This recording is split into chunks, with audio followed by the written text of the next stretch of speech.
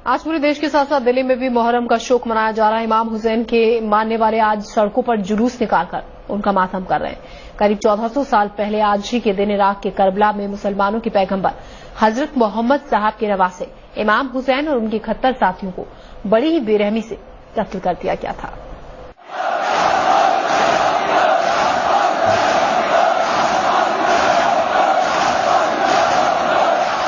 इमाम हुसैन की शहादत के शोक में आज के दिन दुनिया भर में शोक मनाया जाता है।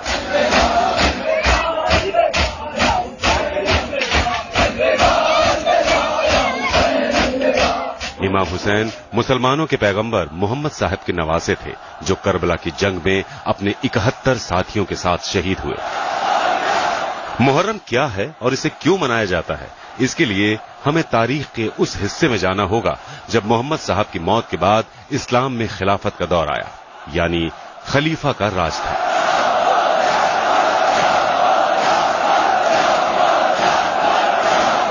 खलीफा को पूरी दुनिया के मुसलमानों का प्रमुख नेता माना जाता था। पैगंबर मोहम्मद साहब के गुजर जाने के बाद लोग आपस में तय करते थे कि उनका खलीफा कौन होगा, मगर कुछ लोग तलवार के दम पर इस ओहदे को हासिल करना चाहते थे। उन्हीं में से एक था सीरियाई सुल्तान यजीद इब्ने माविया, जिसने खुद को मुसलमानों का खलीफा घोषित कर दिया और लोगों पर इस्लाम के नाम पर जुल्म ढाने लगा। और जब इमाम हुसैन ने इसका विरोध किया तो यजीद ने फरमान जारी करके पैगंबर मोहम्मद साहब के नवासे पर समर्थन और रजामंदी का दबाव बनाया और कहा, अगर हुसैन राजी न हुए तो उनका सिर कलम कर दिया जाएगा। मगर इमाम हुसैन ने कहा, मैं एक पापी, बेईमान और खुदा रसूल को ना मानने वाले यजीद इब्ने माविया का आदेश नहीं मान सकता। इसके बाद सऊदी अरब में अपने वतन मदीना को छोड़कर इमाम हुसैन हज के लिए मक्का चले गए, मगर यहां भी यजीद ने अपने सैनिकों को श्रद्धालु बनाकर उनका कत्ल करने के लिए भेज दिया। चूंकि मक्का में खून खराबा हराम है, लिहाजा जैसे इस बात का पता इमाम हुसैन को चला तो उन्होंने अपने परिवार और करीबियों के साथ मक्का छोड़ दिया, मगर यजीद की फौज ने उन्हें इराक के करबला में घेर लिया। सन 680 ईस्वी में उर्दू कैलेंडर के पहले महीने मुहर्रम की 2 तारीख को इमाम हुसैन करबला में थे और यहां उन्होंने यजीद और उनकी सेना को इस्लाम के सही मायने समझाने की बहुत कोशिश की, मगर वो ताकत और दौलत के नशे में इस कदर चूर था कि नहीं माना और उसने इमाम हुसैन को अल्टीमेटम दिया कि या तो वो यजीदी की खिलाफत का समर्थन करें या जंग करें। हुसैन जंग नहीं करना चाहते थे क्योंकि उन्हें अपने नाना मोहम्मद साहब से ये सीख मिली थी कि इस्लाम जंग का नहीं, मोहब्बत का नाम है। यजीद ने इमाम हुसैन पर दबाव बनाने के लिए उन पर नहर से पानी लेने की पाबंदी लगा दी, जिससे हुसैन के कुनबे में मौजूद छोटे छोटे बच्चे और बूढ़े और औरतें प्यास से तड़प उठे। 3 दिनों तक उन्हें भूखा प्यासा रखा गया और उसी हालत में जबरन जंग करने के लिए मजबूर किया गया। तब इमाम हुसैन ने यजीद से खुदा की इबादत की एक रात मांगी, जिसे आशुरा की रात कहा जाता है, जिसके बाद मुहर्रम की 10 तारीख को करबला की जंग हुई। एक तरफ यजीद की करीब 1 लाख की फौज थी तो वहीं दूसरी तरफ इमाम हुसैन के कुनबे में सिर्फ 72 ऐसे लोग थे जो जंग में शामिल हो सकते थे। बाकी या तो महिलाएं थीं, बच्चे थे या बीमार थे। इमाम हुसैन और उनके तमाम 71 साथियों को बड़ी बेरहमी से कत्ल करके उनके सरों को जिस्म से अलग कर दिया गया।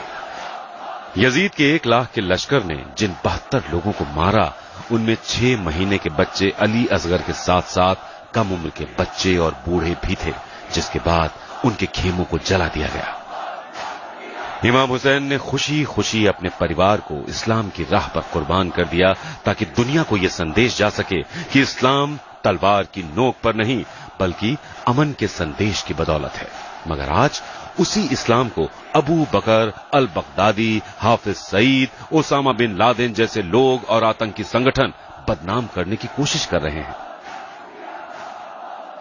हुसैन और उनके 71 साथी मरकर भी अमर हो गए। आज भी उनके अहिंसा के संदेश की मिसाल पूरी दुनिया देती है।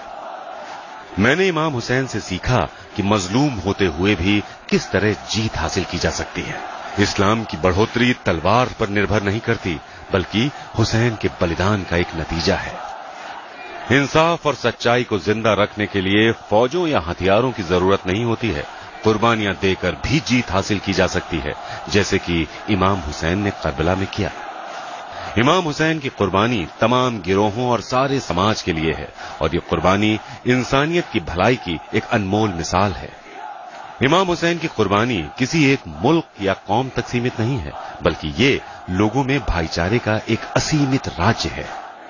अगरचे इमाम हुसैन ने सदियों पहले अपनी शहादत दी, लेकिन उनकी पाक रूह आज भी लोगों के दिलों पर राज करती है।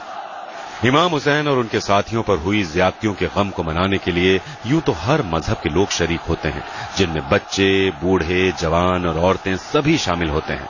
इस जुलूस में आशूरे के दिन की याद में ताजिए और अलम निकाले जाते हैं।